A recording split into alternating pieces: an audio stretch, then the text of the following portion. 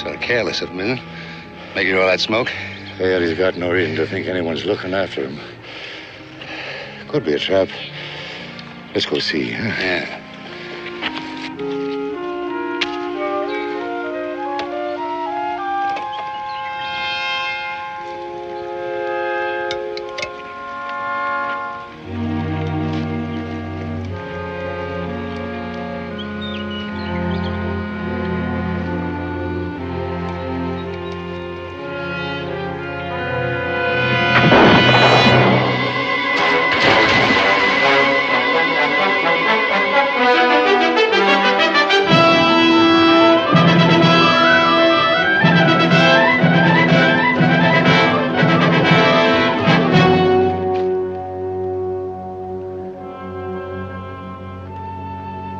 Are you sure you hit him? Saw him fall, didn't you? Yeah. But I don't see any sign of him now. He's drifting with the current. Now stop worrying on him. Never missed an easy target like that. Well, now that was real thoughtful of him. I think coffee ready for us? Don't you think we ought to go back and report this? Wooten said he and Boone were due to leave at sunup. Should put him here sometime around noon. All we got to do is wait.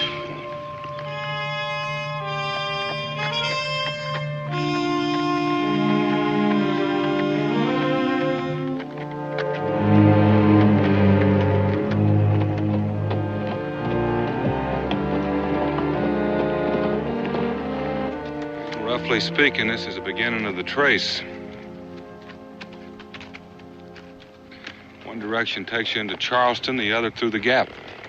Well, according to my chart, that puts us 65 or 70 miles from our destination. I'd say that was close. Are you sure the president's coach can travel this wilderness without getting trapped in swamp or underbrush? Well, it's not exactly a post road, but it's passable. How long do you think the trip will take? 2 days, fast traveling. Well, in the circumstances, I think fast traveling might be advisable. Uh-huh. Our only problem is to find the places where he might be vulnerable to attack and to pick a campsite for an overnight stop. I'd be glad to mark those on a map. Save you trouble in taking the trip. There's no offense intended, Mr. Boone, but I prefer to see them for myself. I am responsible for their safety.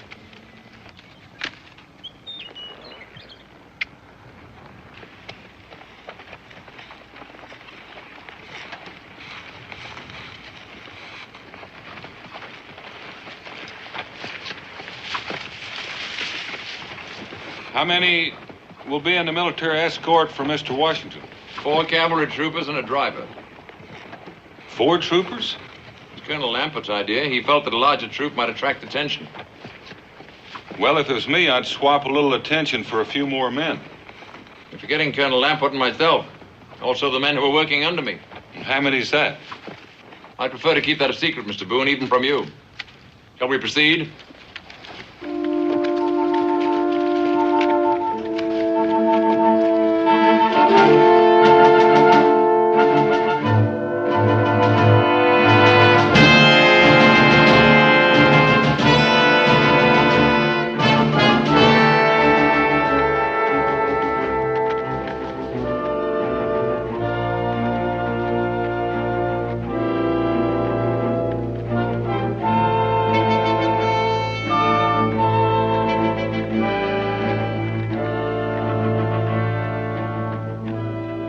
I know very little about assassination, Mr. Newton. But if I was going to ambush somebody on this trail, this is the spot I'd pick. Inclined to agree with you, Mr. Boone. All a man would have to do is push a rock up there, down on the road, and sit back and take pot shots at anything that moved. No room down here for a team to turn and run. How far does this road run through the gorge? Not more than a quarter of a mile. But that's far enough. You can rest assured, Mr. Boone, I'll keep this place in mind.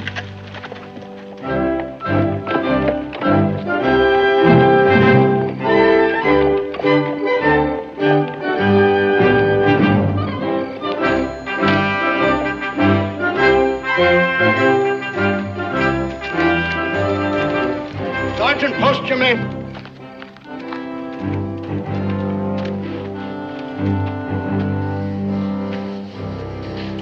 Good evening, sir. Is there something I can do for you? Yes, have you a Captain Edgar Newton lodging here? I'm Colonel Lamport. Colonel, I've been expecting you. Captain Newton left at daybreak along with Daniel Boone. Ah, well, then I expect he gave you certain instructions prior to leaving. That he did, sir. He told me to clear the house and close the tap room for the night. There's no one here except me. Very good.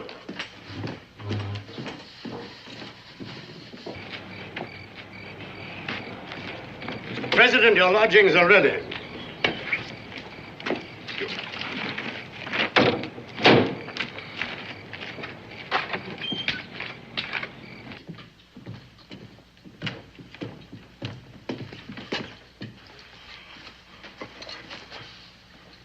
Stand at ease.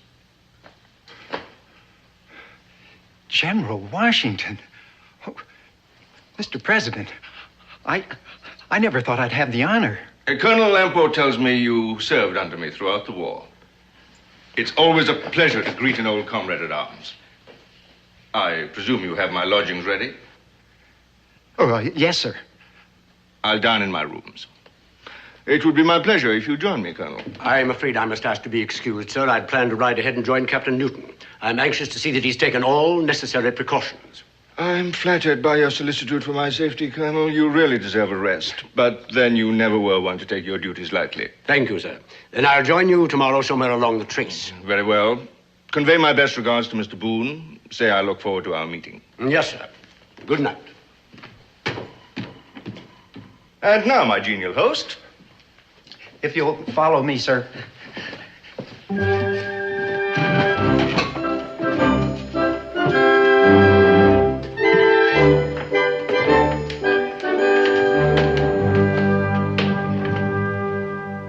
So this is the spot you've chosen for our overnight stop.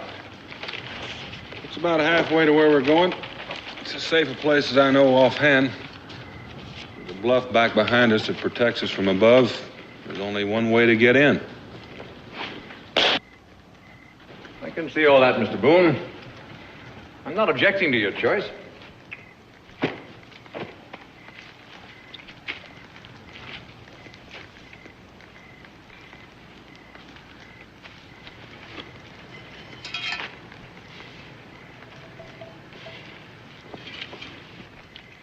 Expecting someone? No, I just thought it was rather late. Perhaps we should get some sleep. I'm willing.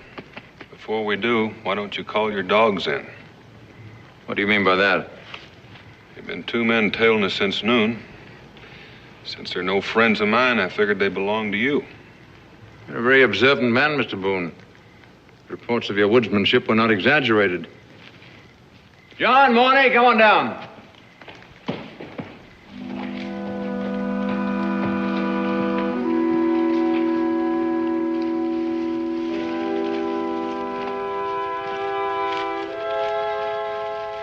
Just an added precaution. If something happened to me, there'd be someone else to carry on. I'd like you to meet my two trusted aides. This is the great Daniel Boone. We've met. That we have. Mr. Boone has been suspicious of me for some time. Tie him up, John. Mingo was right about you after all. He said he thought you two had met before. I was afraid he'd recognize me. That's why I tried to kill him yesterday. I trust you caught up with the Indian this time. Early this morning. There's no cause for worry now. We had to be eliminated, Mr. Boone. He knew too much. I hate to interfere with your pleasure. Mr. Washington is expecting me to meet him. If I'm not there, I'm sure there'll be some questions asked. I doubt there'll be any questions asked. You see, contrary to what you think, Washington is not at Mount Vernon. He's due to leave Clinch River sometime before dawn. So you've done away with Colonel Lamport, too. Let's just say Colonel Lamport is in good hands. Tie his feet as well, John.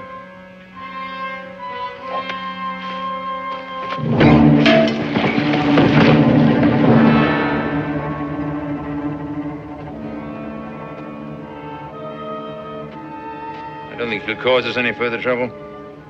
Tie him up, John, and I suggest this time you gag him. I don't think anyone will be traveling this road tonight, but we can't afford to take chances. You're not leaving. For the present, yes. It's important that the stage is set properly. Tomorrow he'll be found at the scene of the assassination, having died bravely in the defense of Washington. I'll bring up the horses, Warney. I'm sure you prefer to die a hero, Mr. Boone. It'll be my pleasure to give you that opportunity.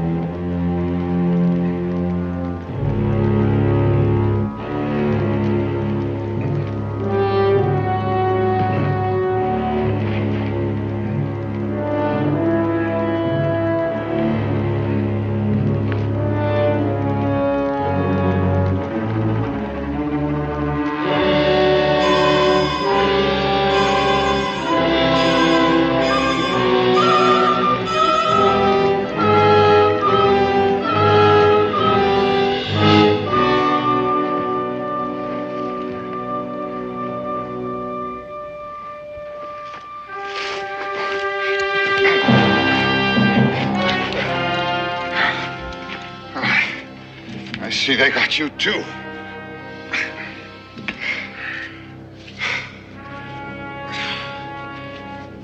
Thought you were dead. This is about as close as I care to come.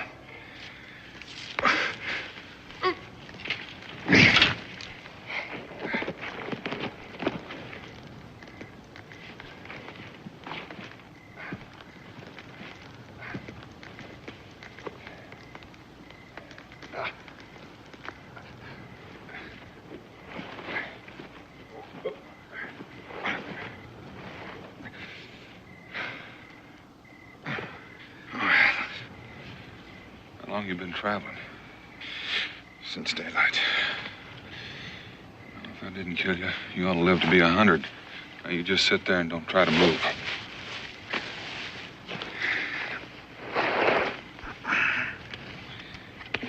What does all this mean, Daniel? It means we've been tricked. Washington's going to leave Clinch River in the morning. They're going to kill him on the road. What about Newton? Just bait for me, and I was fool enough to take it.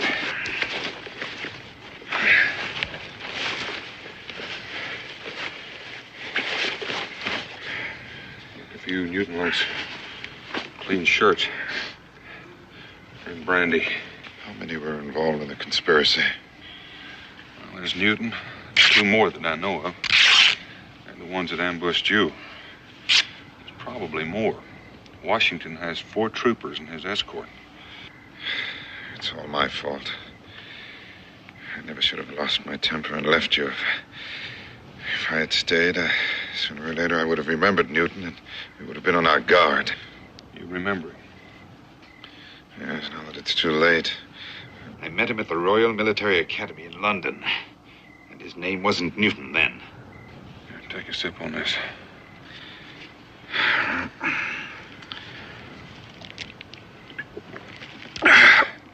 This may burn a little. Stings a little bit, don't it? Oh, it's not the pain, Daniel. It just seems a waste of good brandy.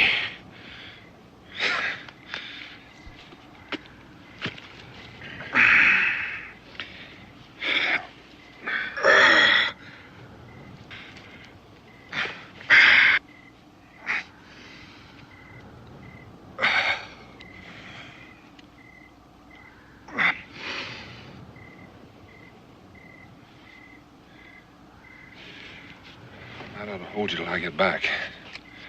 Get back? From where? Clinch River. I've got to stop that coach. Well, that's almost 30 miles from here. You better hurry, Daniel. The sun will be up in a few hours. Where is this ambush to take place? I guess it'd be the Rocky Gorge. I'm afraid I laid it out for Newton. There's not much time. Don't waste any more time here with me. I'll be fine.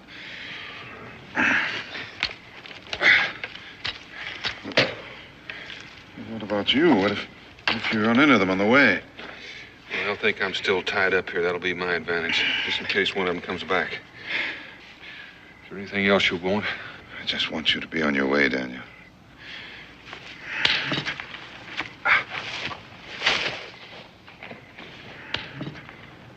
Godspeed.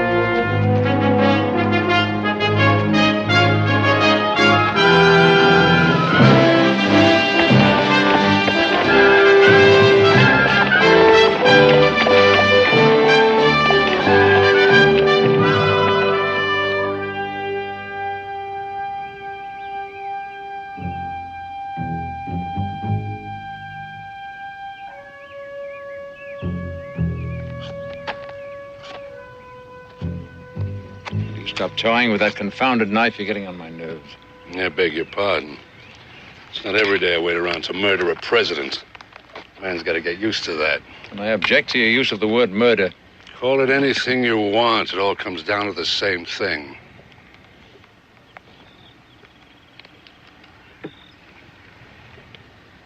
You're not thinking of getting out, are you, Morny?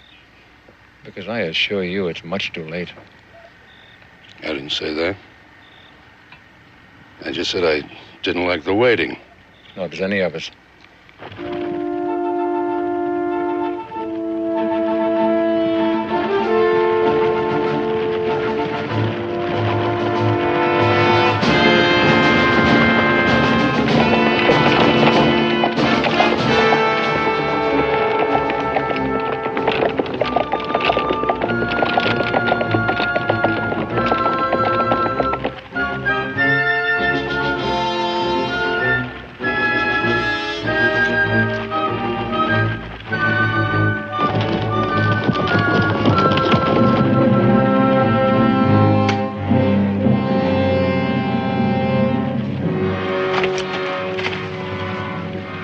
They're coming.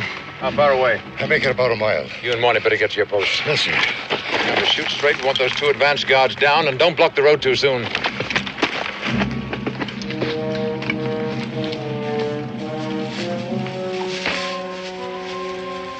The end of a long period of planning. And the realization of a dream. Good luck to both of us.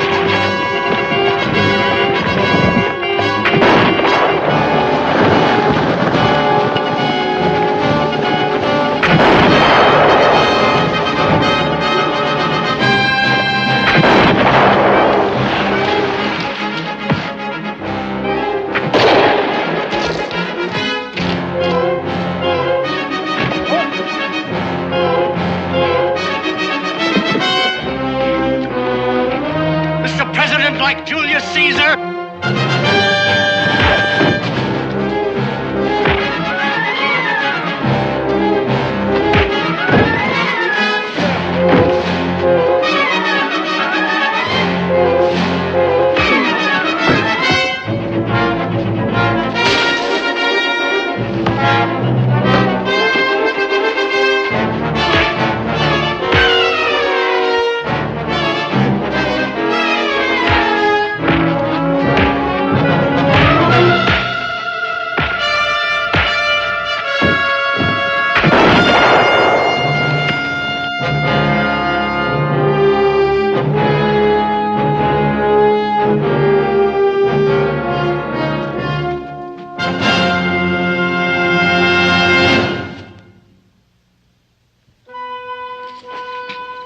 You were not alone on that, Daniel. How did you get here? If you could run 30 miles, I could walk 3. The president, I trust he's safe. If you think you can walk a few feet further, you might ask him. He's standing right over there by the coach. You mean to say he came with you? First in peace, first in war. He's a mighty stubborn man. Quite sure you're all right, Mr. Joseph. My congratulations, Mr. Boone, to you and your friend. And my eternal gratitude. I owe my life to both of you. I reckon the whole country owes its life to you, sir. No more than to the other men who fought and died for it. Well, now, it seems I shall be seeing Kentucky after all. Yes, sir. Your friend seems to be wounded, Mr. Boone. Would you both consent to completing the journey in my carriage as my guests? Mingo, you wanted to powwow with the president. Here's your chance. Thank you, Mr. President. I think I'd better stay and do what has to be done. I'll join you later on, sir. Very well.